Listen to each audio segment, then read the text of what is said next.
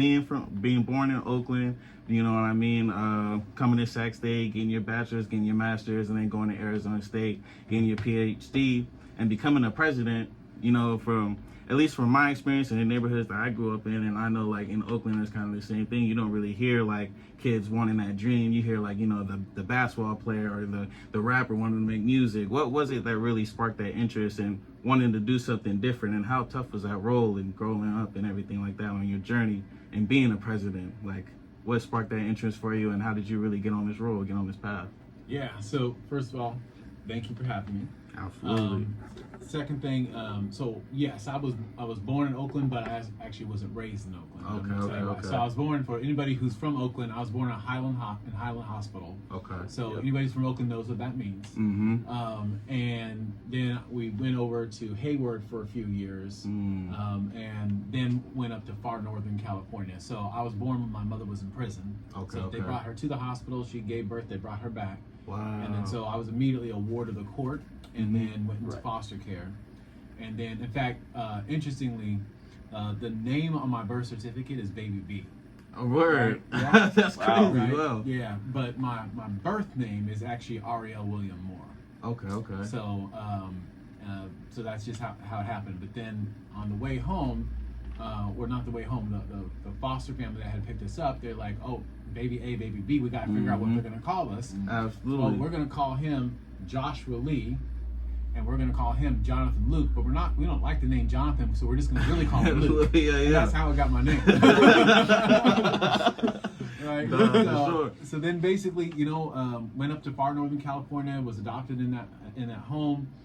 Grew up in the foster home though, so all my brothers and sisters, all of us are system impacted, either short-term care, long-term care, guardianship, adoption, and then across the street from us was a group home. So you had, in this small town in the middle of nowhere, a big large foster home. There was at least 14 of us in a group home.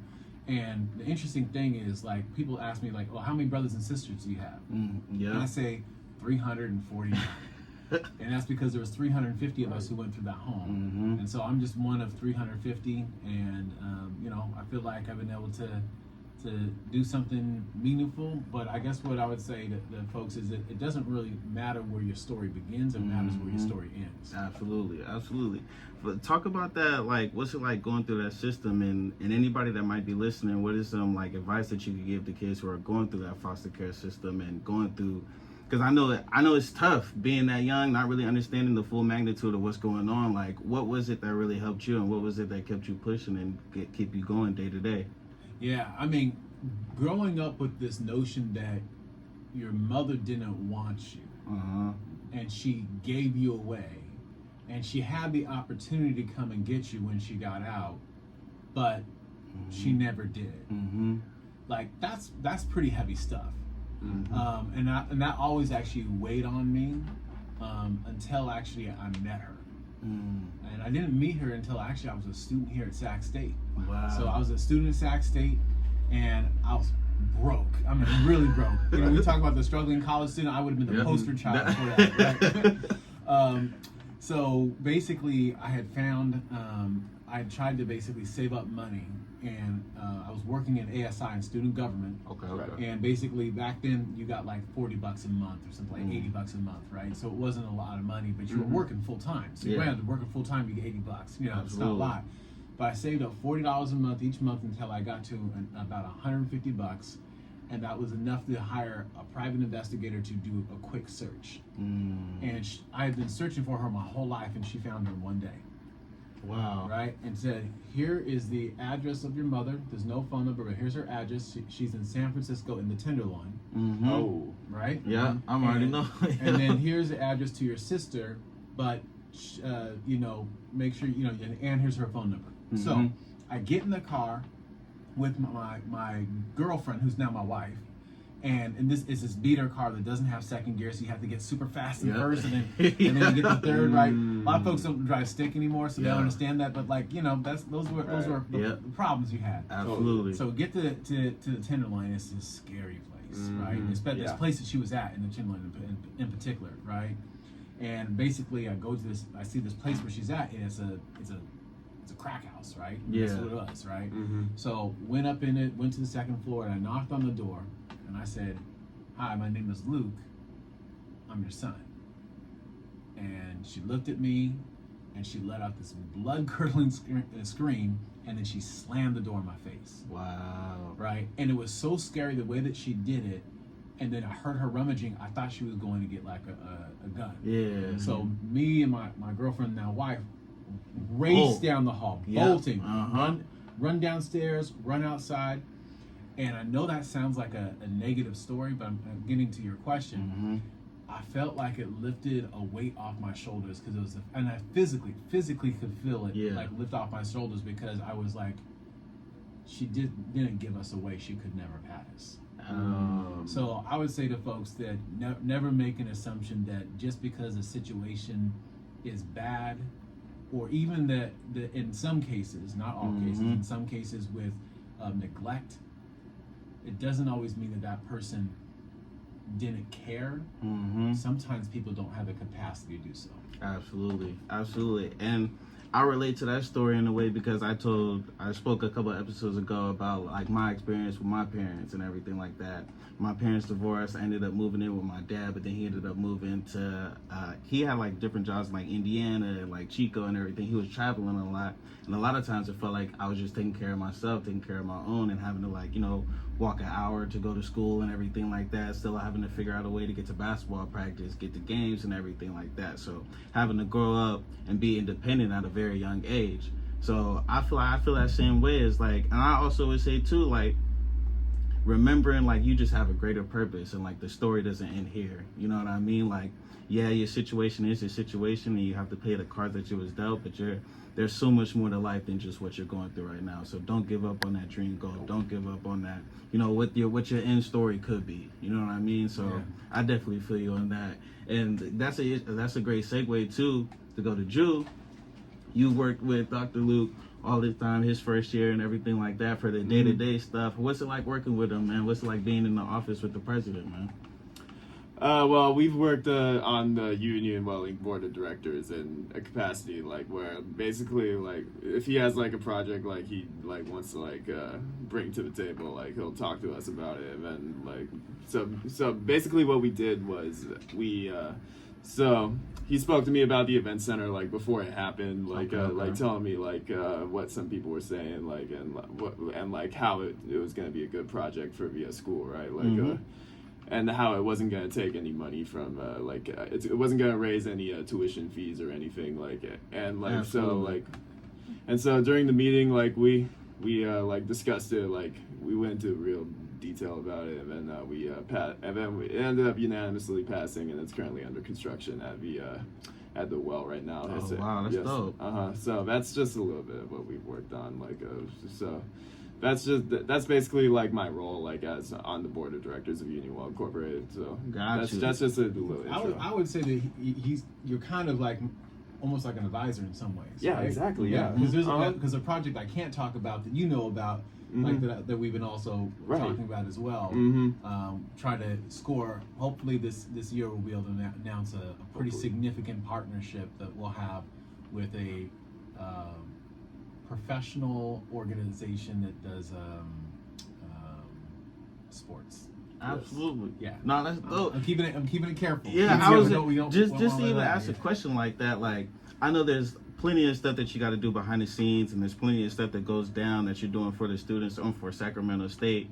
What's the challenge of like keeping everything confidential and keeping it under wraps? Like, how hard is it to like make sure like no news and everything comes out at the wrong time, or like setting stuff up and everything like that? Is it or anything? Absolutely? Like, is that tough, especially with you being on like the Jennifer Hudson show and everything like that? Like, how hard is it to keep that stuff confidential and keep it under wraps? One, it means you have to have a team around you of people that you trust, right?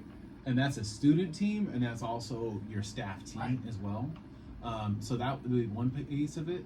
And the other thing is we borrow from what takes place in the economic development world, in industry. Okay. In industry, you don't say, I'm gonna make up a project. This isn't real. I'm gonna make up a project. But disclaimer. Yeah.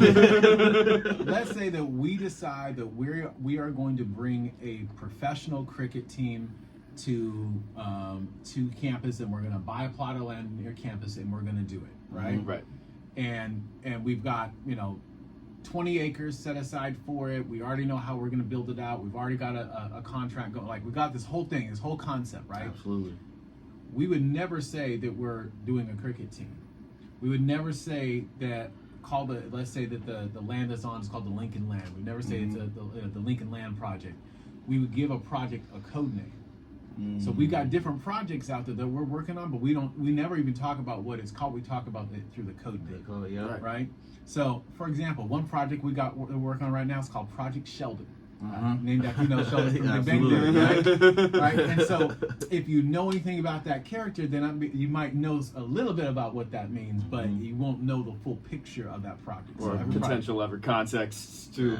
Absolutely, yeah. So you gotta give things a code name. Absolutely not. Even in stuff like my girlfriend, like she be wanting to like, hey, like what you finna talk about on the show, and like, you know what I mean? Like I be trying to like use the code names and everything like that, and tell her, yo, you just gotta tune in for the week. You know what I mean? I can't be telling you because you tell one person, it spreads to, it's all over on social media or anything like that, or just, so I feel you on that, man. Keeping it confidential and keeping the code names and everything like that. I know that's a great way to do it. Just segueing into just the Combat U and everything that you're doing. I see that you promoting that heavy. I see you're working with the UFC, the Hall of Fame legend, the California Kid. You're Uri Faber. I'm sorry if I said that wrong. My bad. What's it like being in development for that? What's it like working with that? Like, and how did that all come about? Honestly, like, how did you start that? So how it started is actually there's a student on campus. Her name is Aranjot. Okay. And Aran, basically, she's from India and she's a jiu-jitsu person. That's her background. And so I got hired at Sac State, and there's a lot of videos on my social media of me boxing, right? And I had all these students reaching out to me. Oh, I do wrestling, I do boxing, I do jiu-jitsu, I do Muay Thai. I'm a fan. I don't do it, but that's cool, right? President got hands.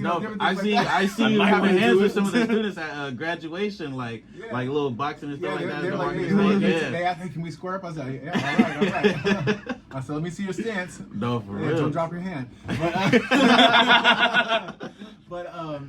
So basically, Aaron had messaged me. She was one of the many who did, but she said like, hey, I'm coming to Sac State, coming from India, this is my background. I said, oh yeah, just so you know, Uriah Faber's Ultimate Fitness, the top MMA gym in the world, where Team Alpha trains out of, is only a few blocks from campus.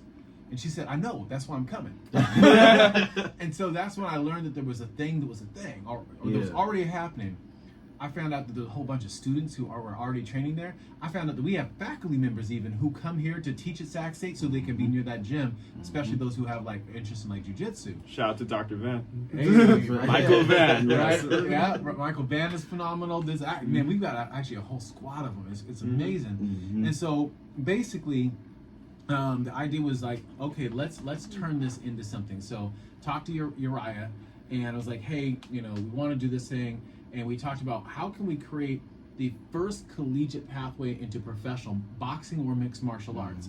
Because there's a collegiate pathway for every other sport. You go to college, you play, eventually want to go to the NFL, you play baseball, basketball, soccer, right? There's always a professional pathway, but for those sports, there's not. And so we then went on to hire like amazing coaching staff. So first we got Hector Fajardo. He's he competes in A1 combat. He's an MMA guy. He's a phenomenal fighter. I just went to go see his last fight, the Hard Rock. It's always nice when you see the director of your program raise his hand at the end. Absolutely. Right? Get that win. Absolutely. Get that W. That's what you and for Sac State, right? Yes, sir. But then we got Brandon Gonzalez.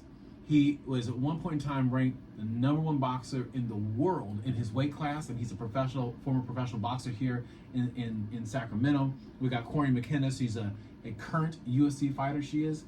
We've got Cody Linton, former All-American and national champion.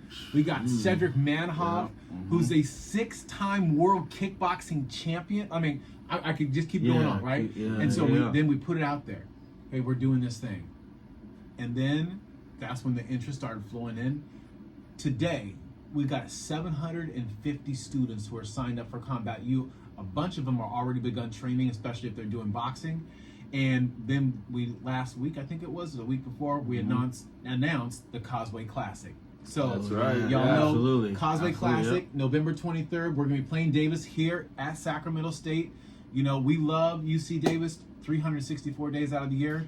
And we love the Except one that day day. that we put it on them during the Causeway Classic. And now the day before, we're going to be at a location, which I'll say in a second, Absolutely. where we're going to be doing the first boxing match between Sacramento State and UC Davis.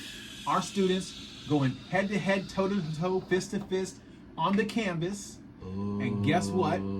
It's taking place at Memorial Auditorium. Memorial Auditorium. And no one knows. Look at that. We said that announcement for this show for you, brother. I appreciate that. 3,500 students or attendees. We expect the whole thing to be sold out. Once we put tickets up, we're going to tell folks, get your tickets now because they're going to go like this.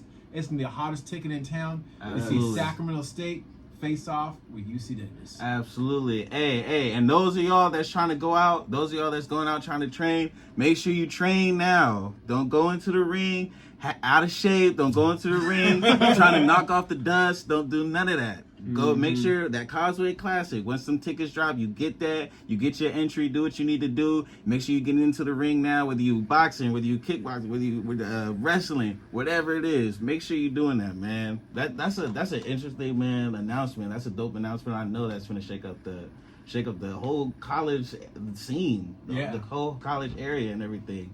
And I seen just the even videos about Combat U and everything like that.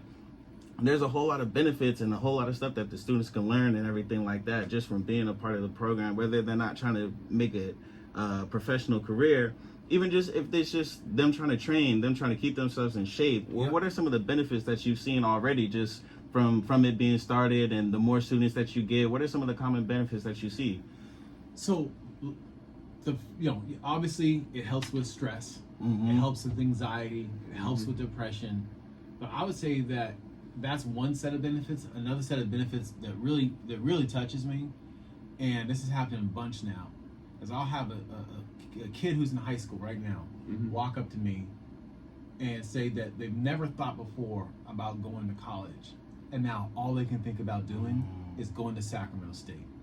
So what we're doing is we're showing people who maybe in their entire lives have never been told that they're college material, and we're telling them, come fight for us at Sacramento State, and we'll be fighting for you to walk across that stage of graduation. Absolutely. Nah, that's changing lives and changing futures, honestly. You know what I mean? Like, I know, like, there's this whole stigma about, like, I talked about it on the show, like, people think, like, college is a scam or think, like, it's not worth it. I think they're not cut out to put in the work to be a college student.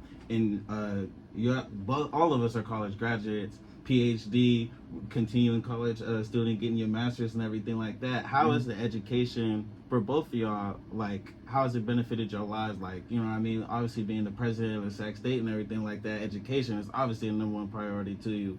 What would you say to anybody who, like, maybe think is worried about being a college student, or, you know what I mean, don't think they have what it takes to, or even just having the supplies and everything like that to really succeed in college? You know, you have students who are hungry out here, working full time, worried about food, worried about where they're gonna lay their head at night. Like, what would you say to them to get them to be like, it's still worth it, it's still important to get your education, it's still important no matter what you're going through to still get that degree at the end of the day? I'll let Drew go first, and then I'll come in. My advice, like, find your connections, obviously, like, when you arrive, like, talk to a classmate, like, get to know them better, like, and get your community that will have your back no matter what, for one, and then don't be afraid to reach out for help and go use campus solutions, like, for instance, ASI Food Pantry or housing assistance, like, financial aid, like, everything, like, because there's a lot, because even somebody as a commuting student who sometimes sleeps at the ARC just to, like, get an assignment done, like, obviously that's nothing compared to what some of our other students are dealing with here. So so there's definitely a lot you could do to basically, sorry, I stutter sometimes, basically, just how I put it, like, there's a lot of support on campus, and it's always here to find. Like, if you just don't be afraid to reach out, and we reach out to you too. So Absolutely, absolutely. I think that's right. You cannot be afraid to reach out.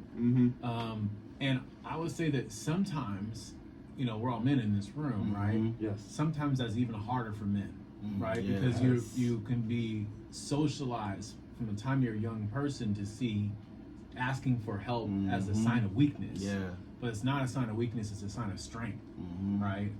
But I think that sometimes that male students can sometimes struggle with that. I mean, not saying that every student does it, but there can sometimes be even more pronounced. There's a lot of research that supports that.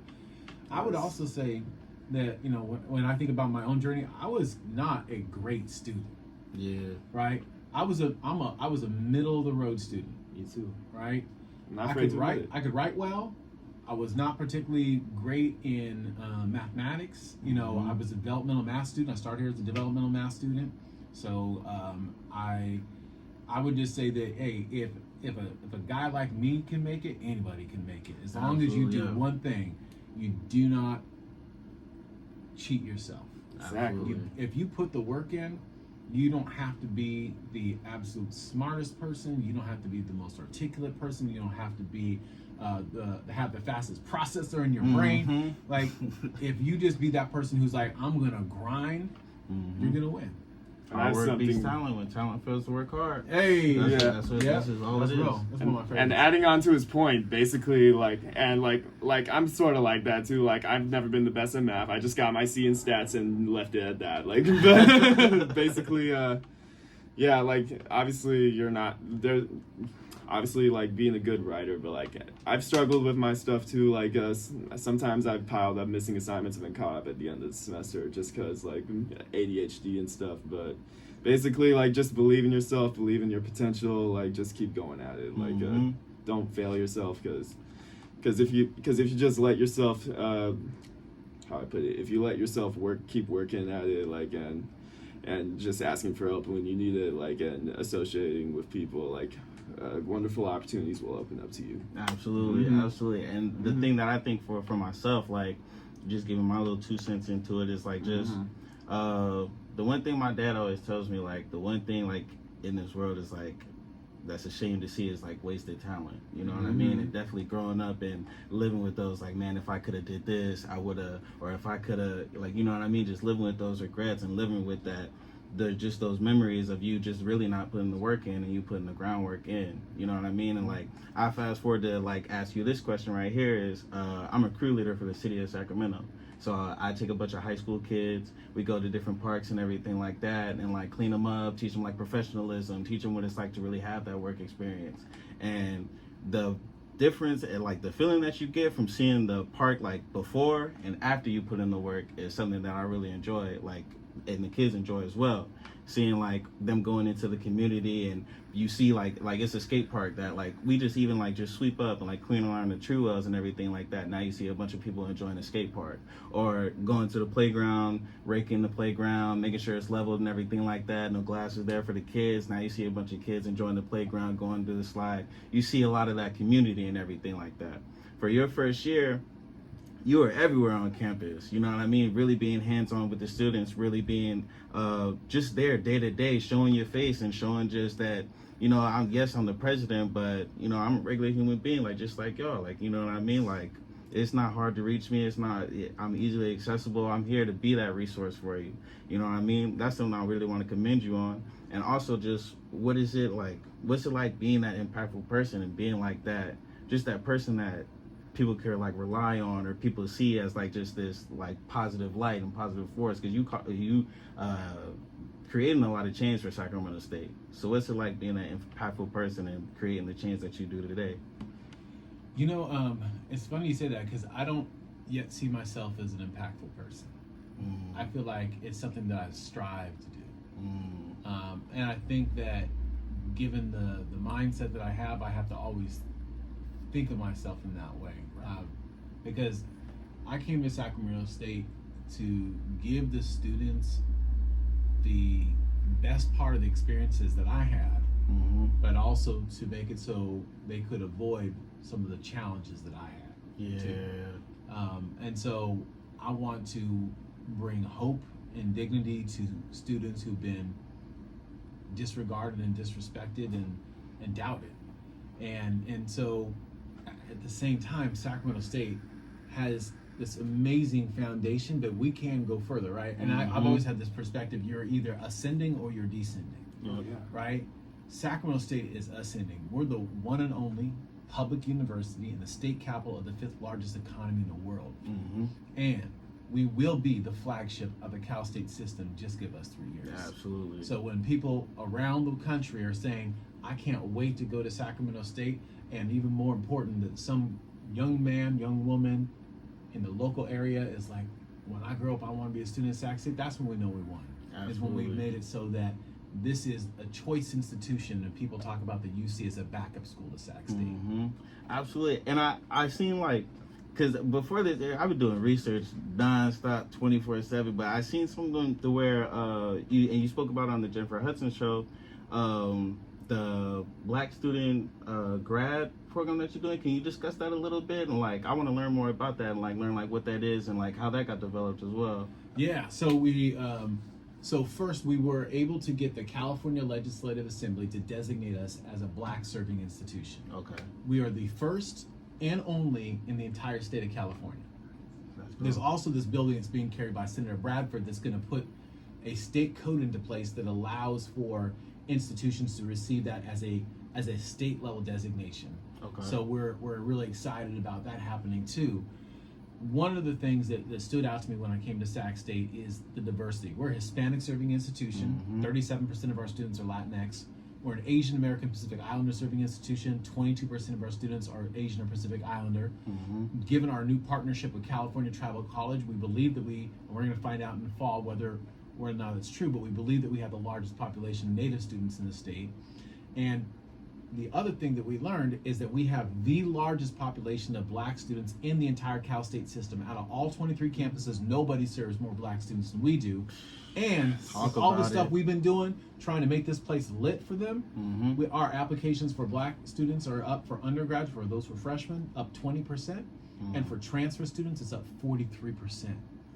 Right? So we are skyrocketing. And so the Honors College, what it does is it's one of those core pieces of what we're doing. It's a think about honors program. Many people may be familiar with in high school. If you're on AP track or IB, International Baccalaureate, right? Think about that same thing, but at the college or university. But it's a program, it's a college that's specifically designed to serve those who are interested in Black history, Black life, and Black culture. Absolutely. So we've got 6,000 square feet of space that we set aside in the library.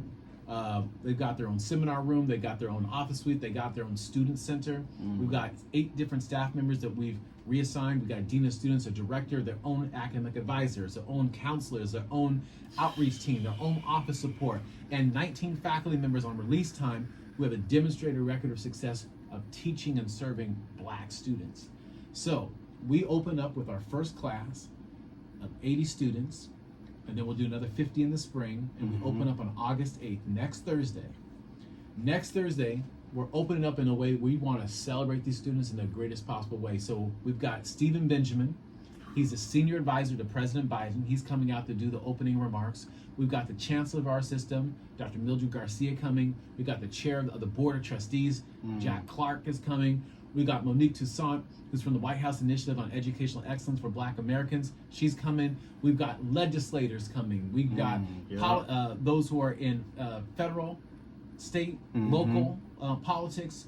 We've got celebrities coming. Like we are trying to set it out so when we bring these students in, we bring them in a way where we make them know that this is an entire village of people who are committed to seeing them be successful. Absolutely, absolutely. In one of my ethnics classes, before I graduated, a lot of the things that my professor was talking about was creating an environment, creating an education system where you're teaching Black students their history, you're teaching them, and what that does gives them more of a sense of identity, gives them more a sense of like where they come from, you know what I mean, the history of us, of our culture and everything like that, creates that identity for themselves to where now they're thinking of themselves and chasing something that's, they're not placing themselves in this box, you know what I mean? When you've got students who learn about like our royalties and us being kings and being queens and everything like that, like they start to expand their mind in the ways where I'm that too, you know what I mean? And holding themselves to that standard, holding themselves to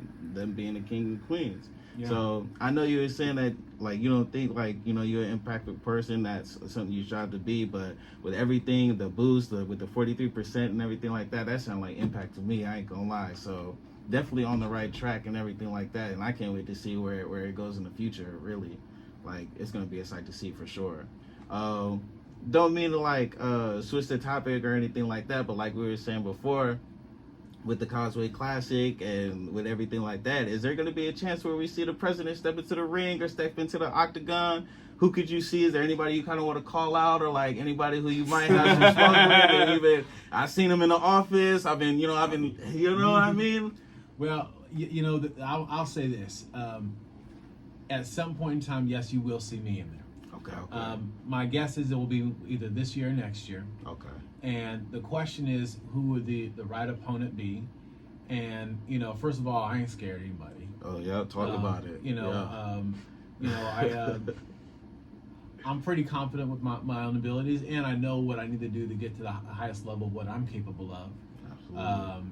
And so, so in terms of call outs, I'm calling out to anybody who thinks that they want some of this. You heard it here. And then and just know I ain't scared. So ain't scared, ain't running from nothing. Hey, that's the president, man. Yeah. Hey, I wouldn't want to step in the ring with Uriah. Hey, we were talking about it earlier. Oh, he's phenomenal. Man, I was watching his highlights the other day, just some of his fights from like, I think it was back like 2010. I can't remember who he was fighting. But just even in the first round, I was like, man, I'll never step in the ring with him. Well, let me tell you how he became one of my favorite fighters. And I literally, as growing up, fell in love with watching MMA, watching him fight. Like Absolutely. So, right? And it's not like he's much older than me, but like that it was just that sense of just happiness around the sport. So he was in this fight. And I remember, I think it was around the third round where he threw a punch and he broke his hand. And so he's then fighting with one hand, right? Because he couldn't. Oh, sorry. You're good. Yo. So he's fighting with one hand. And then in the next round, he broke his other hand. So you know what he did for the last 2 rounds of the fight? Kicking? He fought with his elbows. That's like, even big. So he didn't get the decision on that fight, but I walked away, and everyone I was watching with walked away said he may not have got the decision, but he won that fight because he won it in a different way. Absolutely. Like a lot of people would have given up, a lot of people would have been held down, and he's like, y'all break my hand, I'll use one elbow. I break the other hand, I'll use both elbows. You're not going to stop me, and that's a true warrior. And Absolutely. so you got to have that, but think about how that applies to life, right? Like everything is not always going to go easy, right? Yeah. And you got to adjust, and you got to not give up. No Absolutely. matter what comes in your face, no matter who is across the ring or the canvas from you or in the office, like there's a life lesson in that. And that's one of the reasons I fell in love with MMA and boxing. Every single aspect of it, there's a life lesson in it. And so, yeah, I would just say to all of our students who are interested in what's going on Combat U, like you said earlier, you can just come and watch all the events that we're going to have on campus. Yeah. You can come and train and just train for fun. You don't have to fight. You can come and compete at the collegiate level, or if you really want to go professional, you can go train with Brandon Gonzalez in boxing or Uriah and his team for MMA.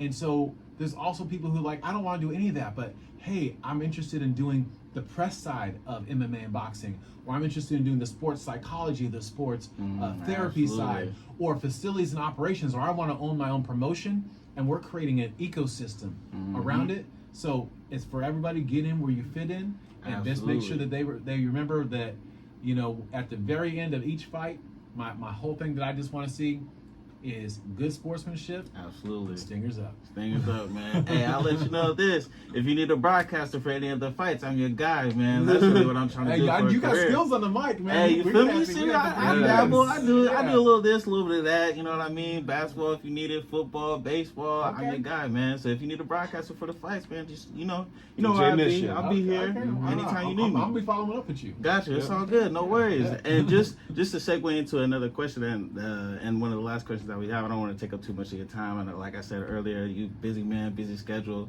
You know what I mean? Just with there's all types of connections between sports and life. You know what I mean? So with you being as in tune with MMA and being the president, what are some of the connections that you take from MMA and use for like the presidency, like just as far as like the mentality and everything? Like what's some of the stuff that you learned in MMA and can apply it to being the president and different roles in life? So I would say that I'm a fan of MMA. I'm trying to do some training in wrestling right now, and I've done a little bit of training in kickboxing, but that's not my specialty. My specialty, my heart is really in boxing. Gotcha. And there's this a coach. He does a lot of videos online, Tony Jeffries, and he's got this saying, and there's a saying that says practice makes perfect. But the truth is that's not true. Yeah. Because practice doesn't make perfect. He says perfect practice makes perfect. So for example, whole thing in boxing and all that is you won't want to drop your guard, and you want to make sure that when you're throwing your punches you bring it back, right? So if I'm going like this, I'm always open, right? Yeah. So I want to be throwing straight. Yeah. I want to keep my punches in a way that I'm always protecting myself, right? That's perfect practice. If I do this all the time, it doesn't matter how much I practice because I'm not practicing the right way. And I think that that's a lesson in life, right? It's not just about studying. It's about studying with intentionality, right? It's not just about running. It's about running and pushing yourself to that next level. Absolutely. It's not just about shadow boxing. It's about shadow boxing with perfect form. It's not about just being a president. It's being dedicated to the students. Absolutely. Yes. Hey, that was a great way to end off. I ain't gonna lie. Like I said, President Luke Wood, Drew, I appreciate y'all for taking the time out, kicking it with us on the Weekly Mission Show, kicking it with me. You know what I mean? This really means a lot. Just to me, my friends, my family been reaching out. My grandma even wanted me to say she love your shoe game. You know what I mean? So we was talking about shoes earlier before the show started. She wanted me to tell you that she rock with your shoe game. She been peeping for sure. So if my grandma, you know what I mean, rocking with the drip, then obviously you know you doing something right, man. I ain't gonna lie. Well, tell grandmother I said hi, and tell her that we're gonna keep the shoe game going. And you know what? Let me tell you one last thing. Gotcha. We got, and this actually came as an idea from a student because we got students who, all three of us got on some nice kicks, right? Yeah. But not everybody, some people. When I was a student here, I had holes in all my shoes, right? Mhm. I mean, so everybody is at a different place in terms of what they can do. So we're doing an event here on campus this fall. Okay. Where we're doing a sneaker workshop. Ooh. Bring an old pair of sneakers, and we're gonna have it. Basically, we're gonna have folks paint. We're gonna have folks go through and basically turn their sneakers into a masterpiece. So that no matter what you got in your closet, you can rock a cool shoe. Absolutely. Oh, that'll be dope. I'm gonna definitely have to bring out a couple pairs for sure. Better replace the soles too. Absolutely. Nah, even before we end, like my first year of college, some of my friends will laugh at this because they remember this story. I used to stay in, I believe they changed the name, but Sutter Hall right here by Sierra. So I remember I used to stay on the first floor, and it was this long hallway to get to my room. So I used to open the door, and I used to always wear these same Air Forces almost like every day. It had holes in the bottom, like holes in the soles. It was like everything, and you could hear me walking down the hall, the shoes squeaking and everything. Didn't you hooping those in our basketball class? Absolutely, I did, brother. Yes. Absolutely, I did. No, you ever seen SpongeBob, his shoes and everything? That's literally how it was. We've all had a pair. We've all had a pair, or more than one. No, for real, yeah, for my work shoes now. So I'm gonna go find that pair and bring them to the event and have them get cleaned up, touched up on. I ain't gonna lie. And have them give them a second life. Absolutely. I appreciate y'all.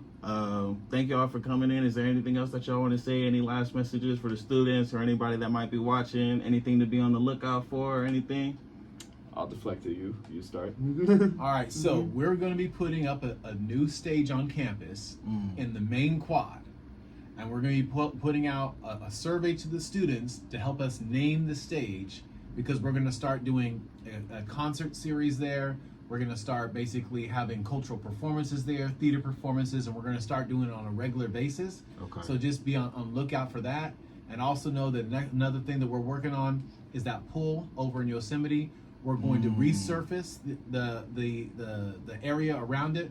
We're bringing in basically seating, and we're going to be all summer long next summer. We're going to be throwing summer jams and basically doing pool parties for the students. Oh, that's dope. That's dope. So, hey, y'all got a place to go kick it. You know what I mean? Yes. Turn up, party. You know what I mean? Connect with other students and everything like that, and just have a good time, man. Enjoy yourself on campus. You know, it's definitely an experience that you can't really find anywhere else. You know what I mean? I'm really proud of my decision of being at Sacramento State, and with the president that we have now, even though I'm not a current student anymore, I'm excited to see where he's going to lead us. I'm excited to see where he's going to take Sacramento State to new heights, especially working with dope individuals like Drew. This guy right here. You know what I mean? You can't That's really it. beat it, man. Anything else any fellas want to say? I just want to say thank y'all for tuning in. Thank y'all for hanging out with us this hour. Y'all know what's popping at Sac State. Stingers up. Always. And Stingers up. there is so much more coming that we haven't said here. Y'all just gotta Absolutely. wait and see. Be on the lookout. This episode will be dropping probably Sunday. Doctor, I appreciate you for tuning in. Drew, I appreciate you for being here. Y'all be easy, man. I'm It's gonna our play more pleasure. music, kick it, stick around if you will. Catch y'all next week, man. Peace. It's all love. And that's about it.